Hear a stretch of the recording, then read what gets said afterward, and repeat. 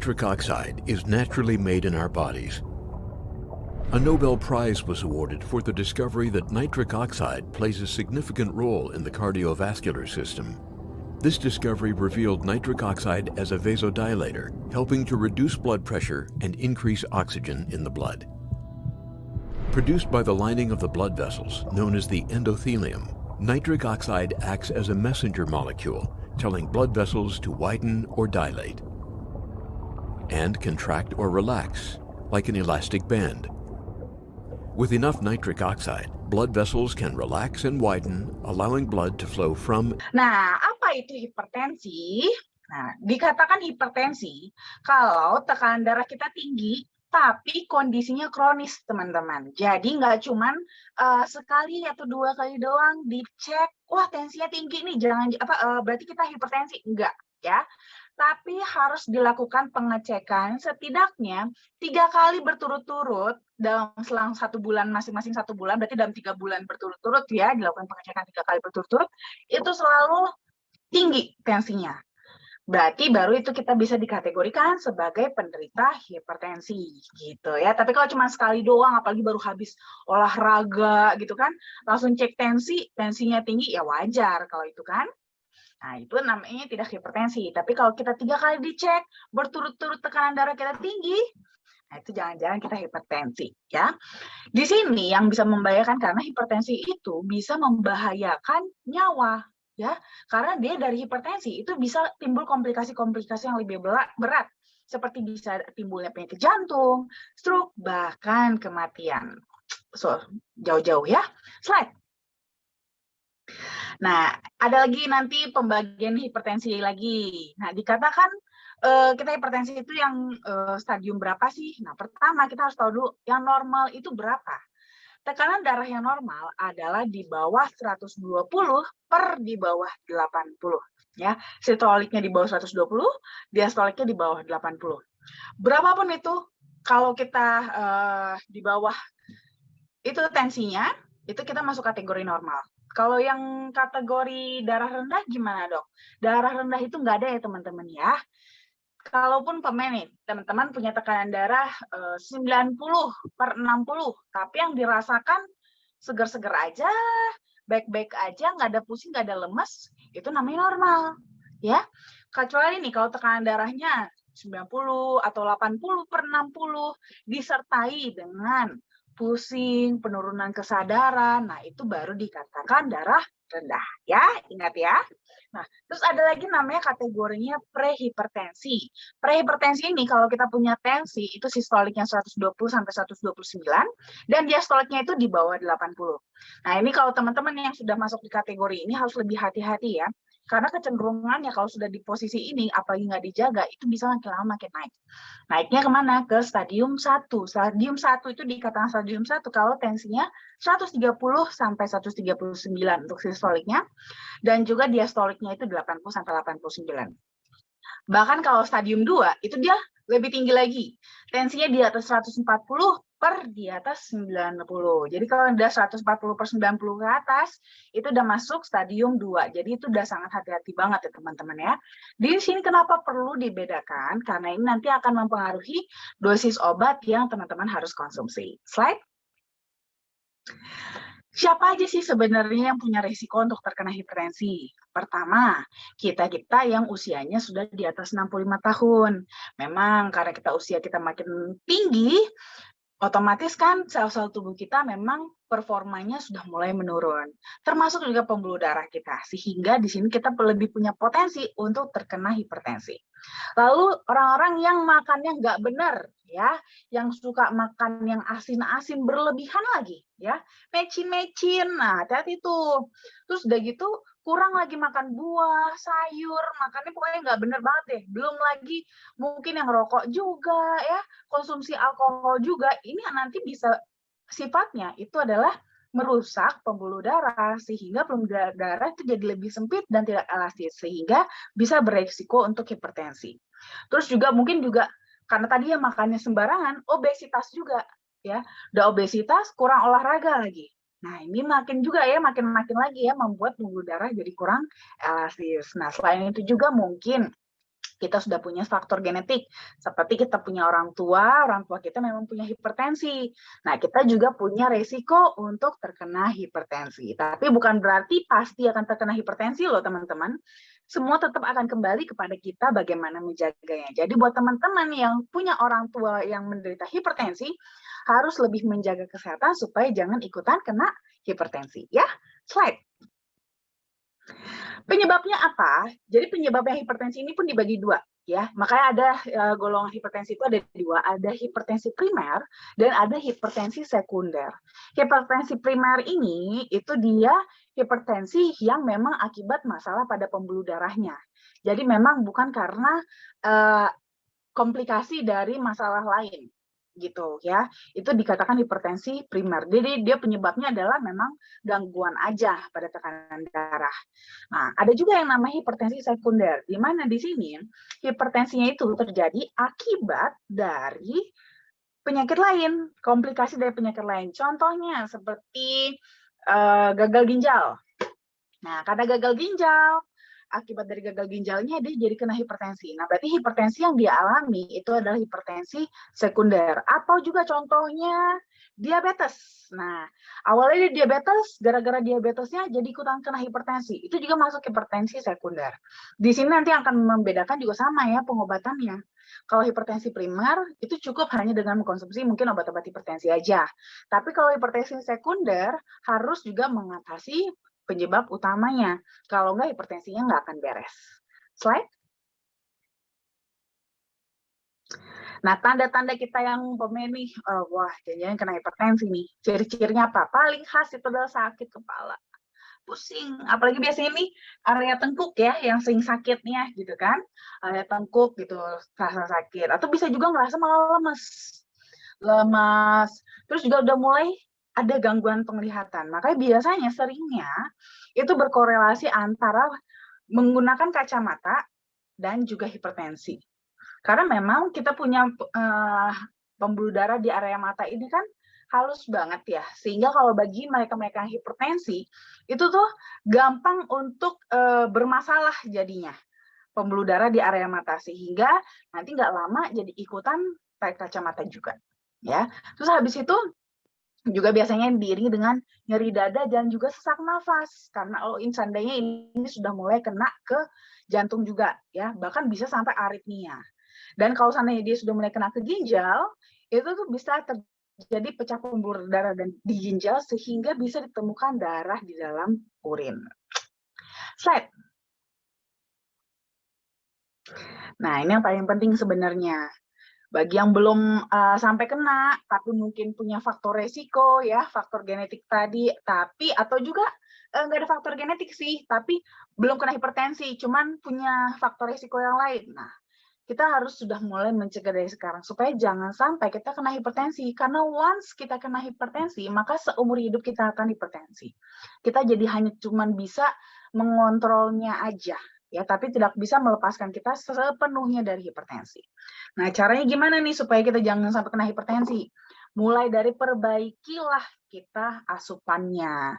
Mulai dari konsumsi makanan yang lebih sehat, kurang-kurangin garam, ya. Garamnya dikurangin, hindari minuman yang beralkohol, kalau bisa juga berhenti merokok. Mulai olahraga supaya berat badan kita juga lebih terjaga, ya, ideal nggak sampai obesitas. Cuma memang faktanya ini tuh nggak gampang, butuh proses. Bahkan mungkin kadang-kadang kita apa ya bilangnya ya, bolong-bolong mungkin ya menjaganya ya. Kadang-kadang kita walaupun kita udah berusaha makan sehat, tapi sesekali pengen juga deh makan-makan yang junk food gitu kan. Nah, atau aduh malas banget nih olahraga baru habis liburan, ya kan. Nah, atau umpamanya pas apalagi liburan kayak kemarin kan, aduh boro-boro inget jaga berat badan kan, semuanya rasanya pengen dimakanin, ya kan. Nah, kadang-kadang hal-hal ini memang terjadi. Nah, kalau seperti itu, kita harus imbangi dengan yang namanya konsumsi antioksidan. Supaya apa? Mengcover yang tidak bisa kita lakukan. Supaya tetap di dalam tubuh kita semuanya terjaga seimbang. Slide. Memperkenalkan produk kesayangan kita, flavanol original dan sweet, serta flavanol DTM with L-arginine yang merupakan ekstrak biji kakao yang masih mengandung 80% kadar flavanol alaminya. Slide. Nah, kalau kita ngomongin soal flavanol nih, flavanol ini dia merupakan salah satu dari 6 kategori flavonoid yang merupakan subkelas dari polifenol. Nah, di sini memang sudah diakui ya teman-teman ya, dan sudah terbukti secara klinis kalau kandungan flavanol yang tinggi pada kokoa itu memang bermanfaat untuk fungsi kardiovaskular kita. Jadi kalau kita konsumsi dalam jangka pendek, itu kita akan mendapatkan efek dilatasi atau pelebaran pembuluh darah. Tapi kalau kita rutin konsumsinya, kita bahkan bisa mendapatkan efek antioksidannya. Tapi tentunya untuk mendapatkan kandungan flavanol yang tinggi ini juga nggak gampang. Harus menggunakan metode ekstraksi yang tepat agar flavanolnya nggak rusak. Slide. Nah, selain itu juga ada kandungan L-arginine di dalam flavanol, di mana arginine ini dia merupakan sebuah asam amino esensial yang dibutuhkan tubuh kita untuk memproduksi protein. Nantinya protein ini akan digunakan untuk regenerasi sel-sel tubuh kita yang rusak. Tapi karena dia kategorinya esensial, jadi kalau tubuh kita butuh, itu nggak bisa diproduksi sendiri oleh tubuh, sehingga dibutuhkan asupan dari luar. Biasanya nih kita dapatkan asupannya itu bisa dari daging-dagingan, ya daging merah, daging putih, daging ayam, daging ikan, atau boleh juga produk olahan susu, telur, kacang-kacangan juga boleh ya, seperti kacang kedelai, gandum utuh, ataupun kacang-kacangan lainnya. Slide. Yang unik dari arginine ini adalah selain dia bisa untuk regenerasi sel karena dia membentuk protein ya, dia itu ternyata bisa juga menjadi dirubah menjadi nitric oxide, di mana nitric oxide itu seharusnya diproduksi oleh sel endotelium di pembuluh darah kita untuk membuat kita punya pembuluh darah itu elastis, bisa melebar gitu ya. Tapi kalau pada kondisi-kondisi tertentu di mana kita punya pembuluh darah itu rusak, sel endotelium kita rusak, sehingga dia tidak mampu untuk memproduksi nitric oxide yang cukup, nah itu akan menyebabkan kita punya pembuluh darah itu jadi kaku, nggak elastis. Nah, tugas itu bisa diganti sementara oleh arginine, di mana arginine akan berubah jadi nitric oxide agar pembuluh darah bisa elastis gitu ya, supaya aliran darah bisa lancar dulu.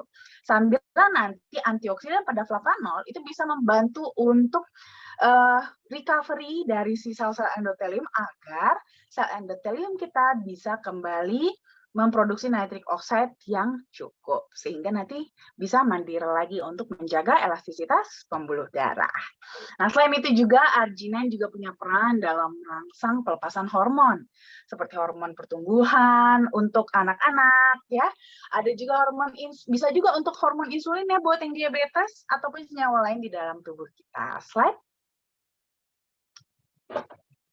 Nah, di sini tadi kita udah bahas kalau flavanol pada kokoa itu susah untuk diekstrak. Kenapa? Karena sensitif, gampang rusak dia. Jadi perlu metode khusus supaya flavanolnya ini nggak rusak. Dan di sini produsen kita yaitu Barry Callebaut itu punya metode khusus yang bahkan sudah mereka patenkan, di mana metode yang mereka gunakan ini telah terbukti dapat mempertahankan hingga 80% kadar flavanol murni di dalam kakao. Di mana biasanya kalau dibandingkan dengan proses pengolahan coklat pada umumnya, itu justru cenderung menghancurkan flavanolnya sampai habis bahkan ya. Slide. Nah, lalu juga ada beberapa studi klinis nih yang bagus banget, terutama untuk topik kita itu hipertensi ini. Nah, di mana ternyata teman-teman, kalau kita konsumsi flavanol ini dalam 4 minggu berturut-turut, seperti tadi yang saya katakan ya, kita punya endotelium, itu fungsinya tuh makin baik gitu. Endoteliumnya makin sehat, sehingga fungsinya itu jadi lebih meningkat, terutama dalam memproduksi nitric oxide. Sehingga kebutuhan nitric oxide bisa dicukupi, sehingga kita punya pembuluh darah lebih elastis, dan aliran darah kita bisa terjaga tetap lancar. Slide. Lalu ada juga studi klinis yang juga menunjukkan kalau kita konsumsi flavanol 2 kali sehari selama 30 hari, itu bahkan juga bisa meningkatkan aktivitas stem cell kita. Di mana kalau kita ngomongin stem cell, ini nanti akan berimpact pada regenerasi sel-sel tubuh kita. Karena setiap saatnya, setiap detiknya, ada ribuan sel-sel tubuh kita yang rusak, yang mati. Sehingga sel-sel yang rusak ini, sel-sel yang mati ini perlu digantikan dengan sel-sel yang baru.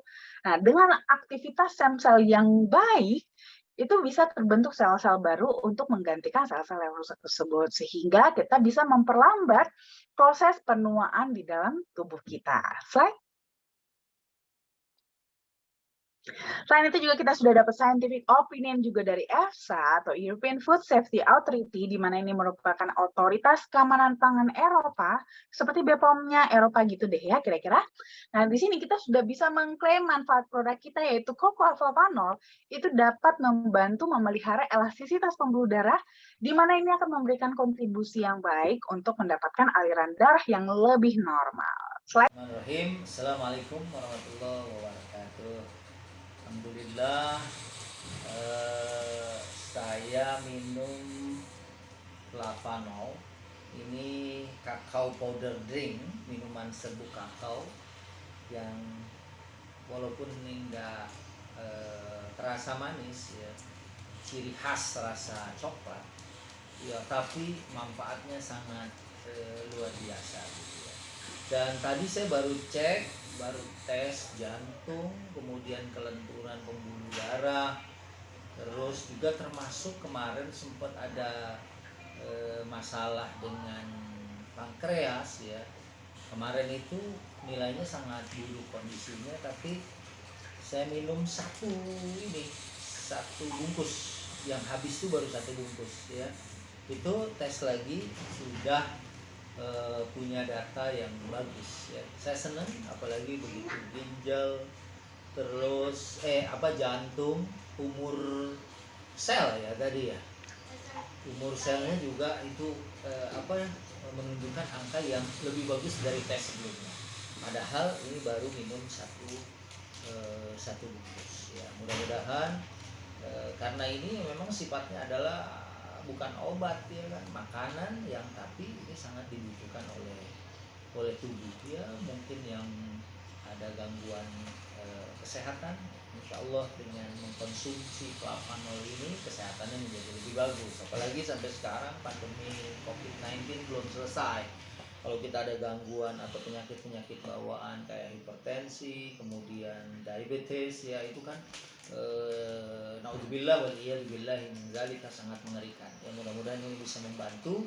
Dan ya memang kalau kita sakit Allah yang menyembuhkan, tapi salah satu caranya adalah kita berusaha ya mencari makanan yang terbaik untuk asupan ke dalam tubuh kita. Salah satunya flavanol. Assalamualaikum warahmatullahi wabarakatuh. Nama saya Muslih. Saya mau menyampaikan pengalaman saya mengonsumsi flavanol. Usia saya 70. Nah, yang saya rasakan selama saya mengonsumsi flavanol itu kondisi prostat saya membaik. Yang tadinya kalau malam itu sering terbangun untuk buang air, nah sekarang jumlahnya berkurang. Nah begitu juga saya tadinya tidak percaya, katanya pancaran air seni itu katanya kalau kena prostat itu bercabang dan malah ada yang kembali bisa mengenai kaki. Nah itu memang saya rasakan. Nah sekarang sudah membaik, jadi sudah satu arah. Tadinya saya tidak percaya, prostat kan letaknya jauh dari kok bisa mempengaruhi. Tapi setelah saya sendiri mengalami, nah rupanya memang mungkin ada pengaruhnya. Jadi pembesaran prostat dengan arah keluarnya air seni itu mungkin ada kaitannya. Mungkin saya kira testimoni yang saya alami itu aja yang ingin saya sampaikan. Terima kasih, semoga bisa membawa manfaat kepada semua kawan-kawan sekalian yang ingin mencoba flavanol. Terima kasih. Halo, nama saya Irwan. Saya mempunyai kendala pada tangan saya. Tangan saya selalu berkesemutan dan tidak bisa dilipat seperti ini. Tapi setelah menggunakan Flainol, kakao powder drink, minuman serbuk kakao, alhamdulillah tangan saya sekarang sudah bisa dilipat dan kesemutan saya berkurang. Terima kasih.